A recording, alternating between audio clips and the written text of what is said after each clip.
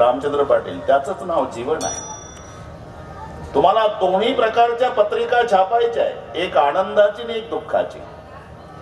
तुम्हाला त्याचे अनुभवही आहे. कळविण्यात अतिशय आनंद होतो की 12 वर्षांनी मुलगा झाला, सहकुटुंब सहपरिवार आपण बारशाच्या कार्यक्रमाला अगत्य येण्याचं करावं.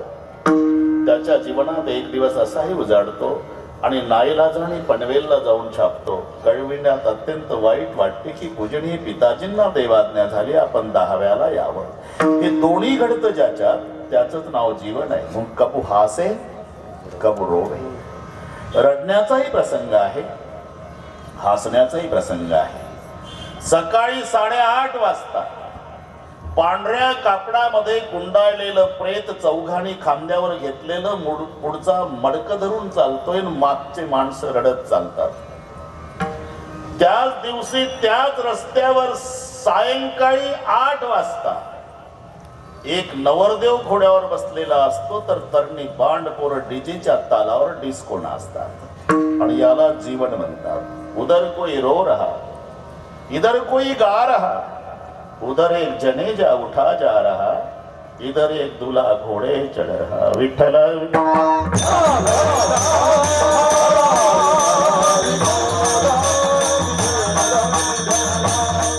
ज्याचा ज्याचा जन्म झालेला आहे, मृत्यू ठरलेला आहे, मरणाच्या बाबतीमध्ये वशिलेबाजी चालत नाही.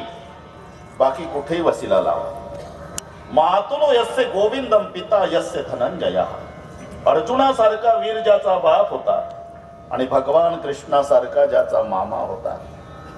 थोडासा विचार करा.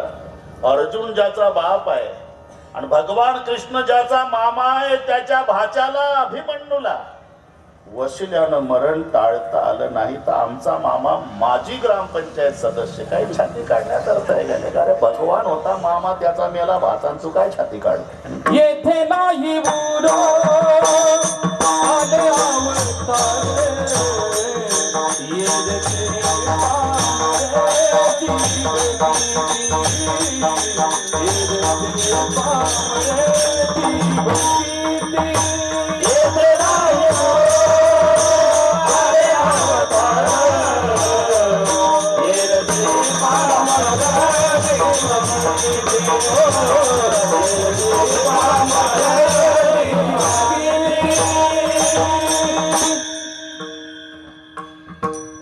गुरु आले अवतार येरते पामर जीव किती. एवढंच नाही, जगन माता सीता ज्याची सून आहे,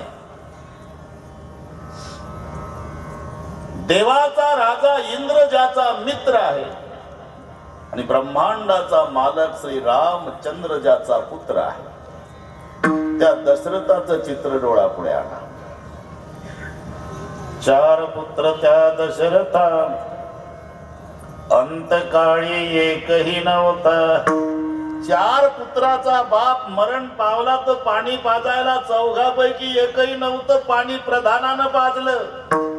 अरे जिथे देवाच्या बापाची ही अवस्था झाली, तर आपल्या पप्पाचा हिशोब कशात लावला. आएगा सो जाएगा राजा रंक फकीर. कोणी असू द्या, जन्म झाला ना, मृत्यू ठरलेला आहे. उपजेते नासे नासले पुनरपि दिसे, घटिका यंत्र जैसे परिभ्रमेगा. कोणी असू द्या, एकदा आयुष्य संपलं. नाहीतर थोडा विचार करा. अनंत पाटील अक्षरशः महाराष्ट्र पोरका झाला. आकाशाच्या उंचीचे नेते गेले का नाही एका वर्षात. स्वर्गीय बाळासाहेब ठाकरे, प्रमोदजी महाजन, गोपीनाथरावजी मुंडे, RR पाटील, विलासरावजी देशमुख. अरे हिंदुस्थान हलवायचा सामर्थ्य या नेत्यांमध्ये होतं. समकालीन महत्व त्या नेत्यांचं, त्या व्यक्तीचं कळत नसतं, ती गेल्यावर कळतं. जरी पटलं नाही आयुष्यभर, तरी दबक्या आवाजात विरोधक सुद्धा चर्चा करतात. काही म्हणा महाराज, ढाण्या वाघ होता ठाकरे साहेब, अख्खी मुंबई हादरत होती महाराज ढाण्या वाघ होता. आताही बोलतात की नाही. अरे हे काय गाजर गवत आहे का पेरलं म्हणजे उगवतं. हजारो जन्माच्या पुण्याईनं असे नेते मंडळी समाजाला मिळत असतात, लक्षात घ्या. आता मी असं विचारतो, काय कमी होतं त्यांच्याकडे. विलासरावजी देशमुख चेन्नईला परदेशातले डॉक्टर, मराठवाड्याची पोरं विशेष लातूर जिल्ह्यातल्या तरुण मुलांनी दवाखान्याच्या बाहेर लाईन लावलेली, तरुण पोरं.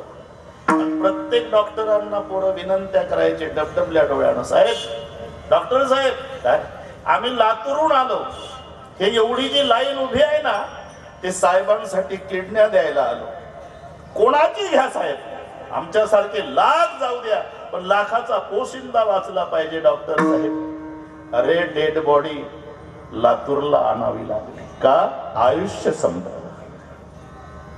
म्हणून लक्षात घ्या, 7व्या मजल्यावर डॉक्टर ऑपरेशन करतो, 7व्या मजल्यावर.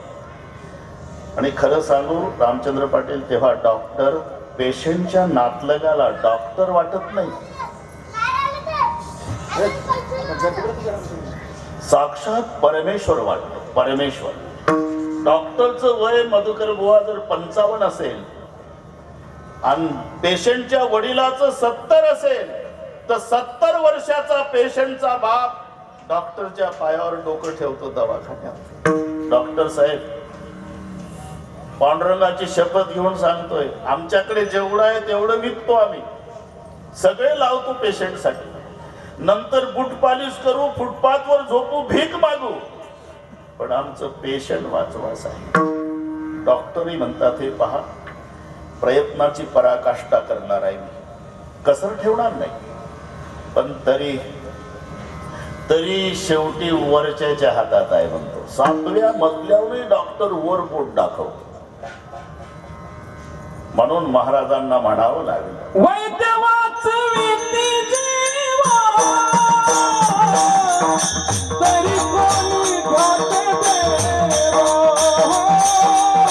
वैद्य वाचविती जीवा, तरी कोणी घाटे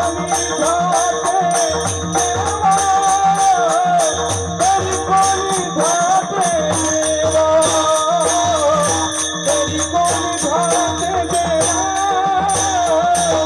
वैद्य वाचविती जीवा,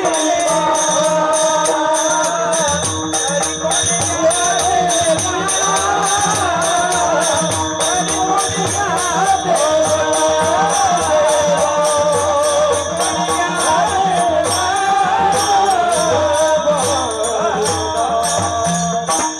वैद्य वाचविती जीवा, तरी कोण ध्या ते देवा. वैद्य एक पंढरीराव. लक्षात घ्या, जन्म झाला, मृत्यू ठरलेला आहे. म्हणून आयुष्यामध्ये सर्व गोष्टीचा विसर पडला तरी चालेल, 2 गोष्टी विसरू नका. 2 बातों की याद रख, जो चाहे कल्याण, नारायण निज मौत को दोजो श्री भगवान. एक मरण विसरू नका आणि दुसरी गोष्ट परमेश्वर विसरू नका. आम्ही सर्व आठवतो, एवढंच विसरतो. मरणालाही विसरलो आणि परमेश्वरालाही विसरलो. आम्ही जरी मरणाला विसरलो तरी मरणाच्या खात्यावरचा जो प्रमुख आहे पाटील, तो आपल्याला नाही विसरला. तुम्ही जरी बँकेचा हप्ता भरायचा विसरला तलोजाकर, तरी तिथला साहेब नाही विसरला, ते नोटीस पाठवतच. तसं आम्ही मरणाला विसरलो, पण मरणाच्या खात्यावर जो बसलेला आहे तो आम्हाला विसरला नाही. त्याच्या पुढे सांगू, तुम्ही किती वर्ष जगला याचं त्याला काही देणं घेणं नाही, किती शिल्लक राहिले. अजून किती आहे, अजून किती आहे, अजून किती आहे.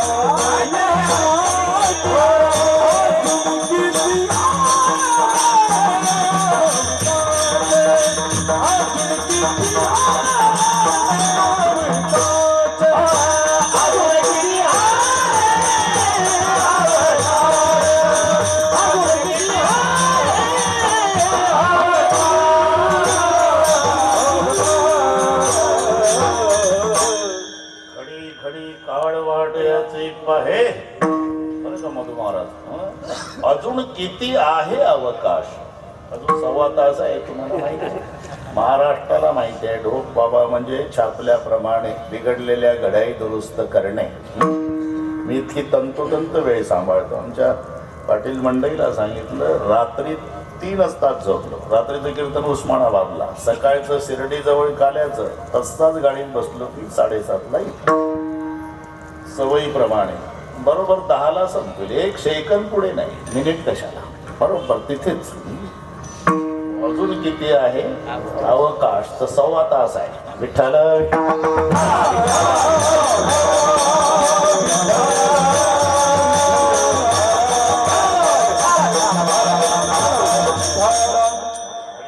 काळ वाटयाची पाहे. अजून किती आहे अवकाश? आयुष्य मोजा या पैसाला मापारी तुकारे व्यवहारी संसाराच्या जैसा का उंदीर घेऊन जाय भोका तैसा काळ लोकांनी येत असे. एक दिवस प्रत्येकाचा ठरलेला आहे, आपणाला जावं लागणार आहे. म्हणून मरणाला विसरू नका. आणि दुसरी गोष्ट, परमेश्वराला विसरू नका. आम्ही जरी परमेश्वराला विसरलो तरी परमेश्वर आम्हाला नाही विसरला. कशावरून? आम्ही रोज सकाळी झोपेतून जाग होतो यावरून. तो जर विसरला ना अनंत पाटील, तर सकाळी आपल्याला जाग येणार नाही. फार तर शेजारची माणसं पाटील उशिरा उठतय म्हणून 9 पर्यंत तुमची वाट पाहतील आणि 9:30ला तुमच्या नाकाला कापूस लावतील. कापूस नाही उडाला मग तयारी सुरू करतील. 5 मन सरपंच बापूस होतय, नवीन कापड, 4 माणसं, हार भुक्का, बँड पार्टी, भजनी मंडळ, मोबाईल करणे. पण रोज सकाळी जाग येते याचं एकमेव कारण अजून प्रभू विसरला नाही. ते तुम्हाला पाठ आहे. डोळाने बघतो धोणी परी सतो, काणी पदी चालतो, जीवी नरसचा खतो, मधुरही वाचे आम्ही बोलतो, हाताने बहुसाल काम करतो, विश्रांती घ्यावया, घेतो झोप सुखे फिरून उठतो, ईश्वराची दया. अरे पुन्हा जाग येते याचं कारण अजून परमेश्वर विसरला नाही. थोडं विचार करा तुम्ही. प्रेताला सर्व इंद्रिय असतात मधुबा. प्रेताला डोळे आहे, कान आहे, तोंड आहे, सर्व इंद्रिय आहे. आणि प्रेताच्या भोवताल नात्या गोत्याची सगळी माणसं बसलेली असतात. ओक्साबोक्शी रडणं चालतं प्रेताला कवटाळून. प्रेम त्या दिवशी कळतं समाजाचं. तुम्हाला जर समाजाचं खरं प्रेम पाहायचं असेल, खरं प्रेम, समाजाचं खरं प्रेम पाहायचं असेल तर मरून बघा. जन्मात तुम्हाला चांगलं बोलत नव्हतं ते प्रेत यात्रेत व्यवस्थित बोलत. माणूस होता राव, मेला, त्याचं आपलं जमलं नाही म्हणा आयुष्यभर, पण माणूस होता. त्याला खोटं अजिबात जमत नव्हतं. का म्हणून तर तुझं त्याचं जमत नव्हतं. त्याला खरं, तुला चालत नव्हतं, त्याला खोटं जमत होतं. त्या दिवशी प्रेताच्या भोवताल बहीण असते, भाऊ असतो, मुलगा, सगळे ते नाते होते, सगळे प्रेताच्या भोवताल बसतात. आणि मग रडणं पा. मुलगी म्हणते बाबा कळल्या कळल्या आली, एक शब्द तरी बोला ना प्रेताला. सून म्हणते चमचा भर तरी दूध घ्या ना. मुलगा म्हणतो एवढं तरी ऐका ना. म्हातारी तर प्रेताच्या तोंडाजवळ तोंड नेऊन अहो एकदा तरी बघा ना. ते म्हणतं काय नाटक लावला म्हातारे, गाईच्या गोठ्यात होतो 6 महिन्यापासून, तू बघत नव्हती, आता एकदा बघा. विनोद सोडा, पण माझा एक प्रश्न आहे. प्रेताला डोळे आहे, प्रेताला कान आहे, प्रेताला तोंड आहे, मान्य आहे. आणि सगळ्या नात्या गोत्या त्यांचा आग्रह आहे, एकदा बघा, एक शब्द बोला, एवढं ऐका.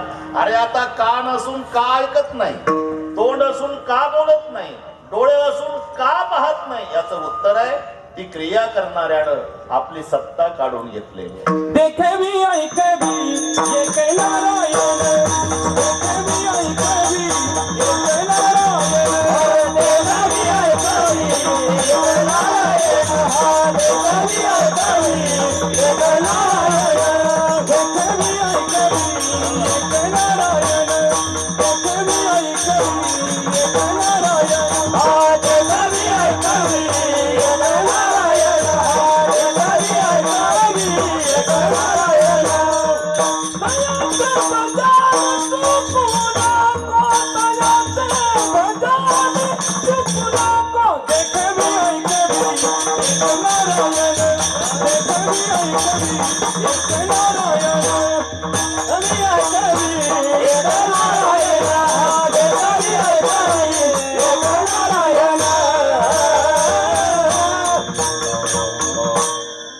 साऊंड सिस्टीम एक नंबर. तुमचं काय म्हणणं आहे? कमीच बोलतो है ना. आज एक नंबरवर ते आहे, आम्ही सगळे 2 नंबर मध्ये येतो आता. आज त्यांचा विजय झाला. साऊंड सिस्टीम एक नंबर. आणि हा प्राण आहे वक्त्याचा. हे जर असलं ना तर मी तर रात्री 12 पर्यंत कीर्तन करील आज. पण नाही, जेवायचं आहे तुम्हाला, काळजी करू नका. विठ्ठल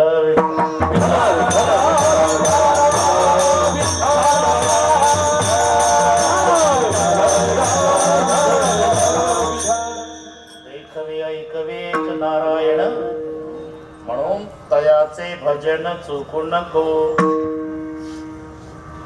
विश्वंभर म्हणती माझे स्वामी ते पोषितो विश्वाते म्हणून या. का म्हणे त्याचे नाव विश्वंभर, विश्वाचं भरण करतोडा.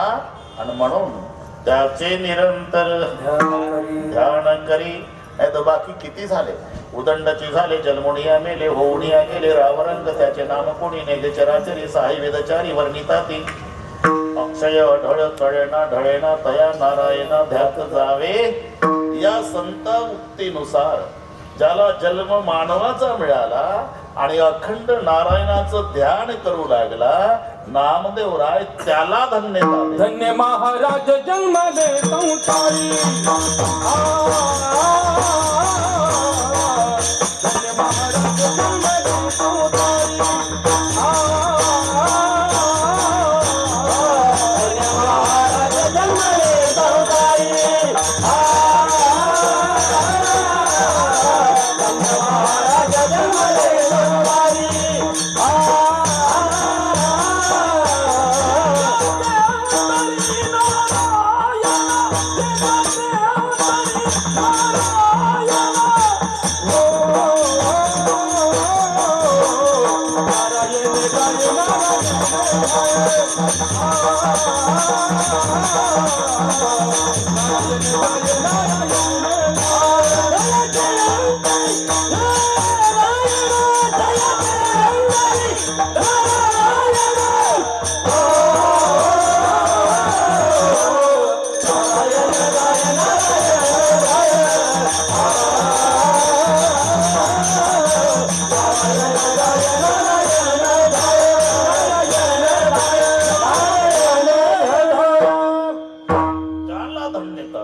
धन्य महाराज जन्मले संसारी. सगळ्यांनाच नाही, शब्द लक्षात घ्या. नाही तर ज्याचा ज्याचा जन्म झाला ते धन्यच असे. तुकोबारायचं अजून एक अभंग आठवा. हे लोकीचा हा देह देव इच्छिता ते पाहे. धन्य आम्ही जन्माला आलो, धन्य आम्ही जन्मा आलो. एवढ्यावर थांबले नाही, दास विठोबाचे झालो म्हणून धन्य. तसं धन्य महाराज जन्मले संसारी. केवळ जन्म झाला म्हणून धन्य नाही, जे ध्याती अंतरी नारायण, जे नारायणाचं ध्यान करतात म्हणून धन्य. कारण आम्ही संपत्ती समजतो ती खरी संपत्ती नव्हे, आणि विपत्ती समजतो ती विपत्ती नाही. विपदो नैव विपद संपदो नैव संपदः विपद विस्मरणं विष्णू संपन्न नारायण स्मृती. नारायणाचं स्मरण ही संपत्ती आणि नारायणाचं विस्मरण ही विपत्ती. लक्षात घ्या. म्हणून अर्थ आणि परमार्थ हे 2 शब्द जवळजवळचे आहे. अर्थ परमार्थ. परमार्थ शब्दामध्ये परम म्हणजे श्रेष्ठ आणि अर्थ म्हणजे धन. श्रेष्ठ धन परमार्थाला म्हणतात. याचं कारण ज्या धनाचा वाटा बंधू मागत नसतात, ज्या धनाला आग लागत नसती, ज्या धनाला राजा ताब्यात घेत नाही, ज्या धनाची चोरी होत नाही, जे धन खर्च केल्यावर कमी होत नाही, आणि जे धन आम्ही मेलो तरी आमची संगत सोडत नाही. म्हणून परमार्थ महाधन जोडले हे न सरे धन. एक योजी मेले राम रतन धन पायो. योजी मेले राम रतन धन पायो.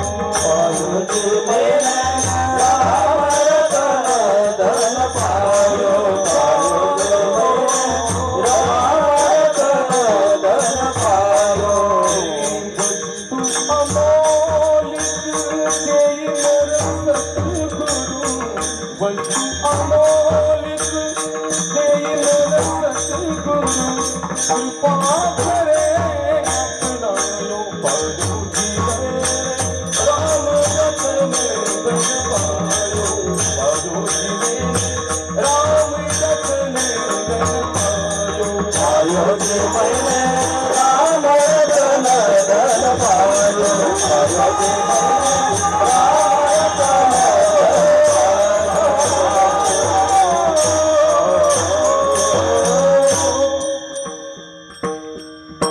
राम रतन धन पायो श्रेष्ठ धन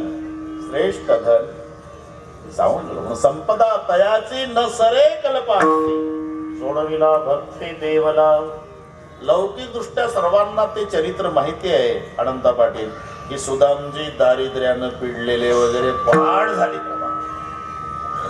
सुदामा ब्राह्मण दुःखे दारिद्र्य पिढीला बरं ते जात नव्हतं बरं सुखापूरकर तर 7 दिवस ते होते रामायणाला जात नव्हतं. पण एखादा माणूस जास्त खुशीत येतो घरी आला म्हणजे बायकोला सांगतो अरे तुला काय कळलं का माझा मित्र पंतप्रधान झाला. बायको म्हणते मग काय करू झाला तर इथं भाजीत टाकायला रॉकेल नाही बसला बाता मारत. तस एक दिवस सुदामजी खूप खुशीत आले आपल्या झोपड्यात आले आणि आपल्या पत्नीला आनंदानं सांगू लागले अभी अभी जो द्वारिका का राजा बना है ना कृष्णचंद्र जी वो मेरा बाल सखा है देवी. पत्नी तो उभी झाली बाल सखा नहीं लंगोटिया यार. गुरुग्रह विद्या पढ़ते थे ना तब की बात है. एक संग रहते थे एक संग खाते थे एक संग सोते थे. एक दिन अगर मैं नहीं दिखा आश्रम में तो पूरे दिन भर मेरा कृष्ण सुदाम सुदाम करके रोता था देवी. बहुत प्यार करता था. प्रारब्ध का खेल है ना देवी वो द्वारिका का राजा हुआ और ये सुदाम अपने झोपड़ी में रहता है. पत्नी म्हणाली तोरे मित्र कृष्ण भगवाना सहत दुःख नाना.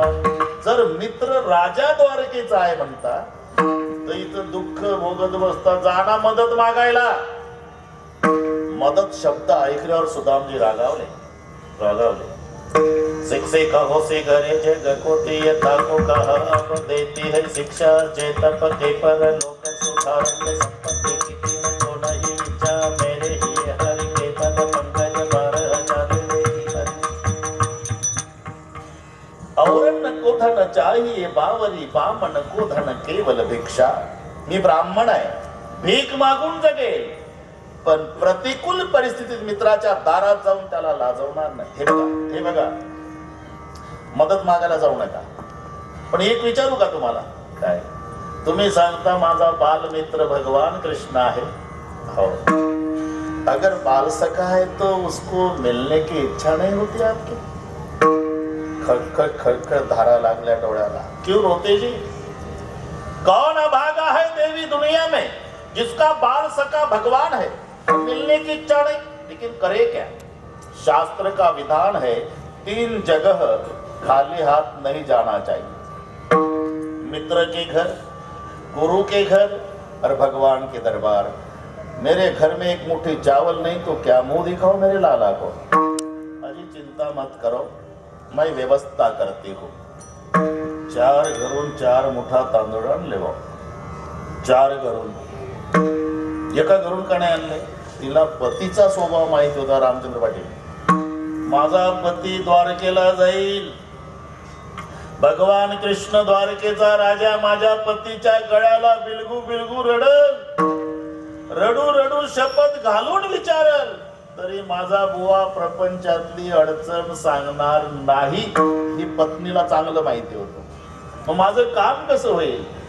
मग 4 घरचे 4 मुठा तांदूळ ते एका गाठोडीत बांधले म्हणजे गाठोडी सोडल्यावर द्वारकेच्या राजाच्या लक्षात येईल अरे कुछ पीले चावल कुछ टूटे चावल कुछ काले चावल कुछ धान वाले चावल मेरे सुदाम ने बेचारे ने 4 घर के मन के लाए है इनके घर एक मुठ्ठी चावल भी नहीं है असं देवाला वाटल आणि माझा आपोआप काम होईल.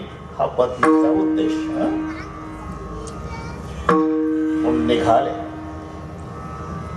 वैशाख महिना दुपारचे 2 गावाच्या बाहेर सोडवायला गावकरी नाही. आता नाही का पंढरपूरला जाताना तेव्हाच सांगतो, गावकरी नाही, कोण येतंय गरीबाला सोडायला? बायको 2 लेकरं, पायात कोणाच्याच काही नाही. आणि ते गाठोडी बगलेत, मोडकी काठी 3 ठिकाणी त्याला चिंध्या गुंडाळल्या, मळकट फडकट डोक्याला सुदामजीच्या, अंगात तर काही नाही, गुडघ्याच्या वर धोत्र, तुटका लोटा होता, तो तुटक्या दोरीनं गळ्यात बांधून घेतला, पायात चपला नाही, पोट खपाटी गेलं, हाडाचा सापळा, डोळे खोल गेलेले, मान लटलट हालती, आणि 3 दिवस झाले अन्नाचा कण पोटात नाही. सोडवायला बाय कोण पोर. आता हे सांगावं लागलं नाही, ब्राह्मणाचे लेकर आहे ते. बाप जातो ना द्वारकेला तर पाया पडले पोरं, कवटाळून घेतलं, ते चिमुकले लेकर हात जोडून आपल्या बापाला म्हणाले, पिताजी क्या बेटा, हम भूखे रहते थे घर में, पानी पीकर सोते थे, लेकिन आपको देखने के बाद भूख नहीं लगती थी पिताजी, जल्दी आना. सुदामजीनं पुन्हा कवटाळून घेतलं, हा बेटा. आणि मग बायको पाया पडली, पतिदेव तबियत का ख्याल रखो. आता काही अर्थ आहे का या बोलण्याला? अरे पायात नाही चपला, पायी चालला बिचारा, उपवाशी आहे, तबियत का ख्याल रखो. तरी सुदामजीनं सांगितलं, जिसके पास तू भेज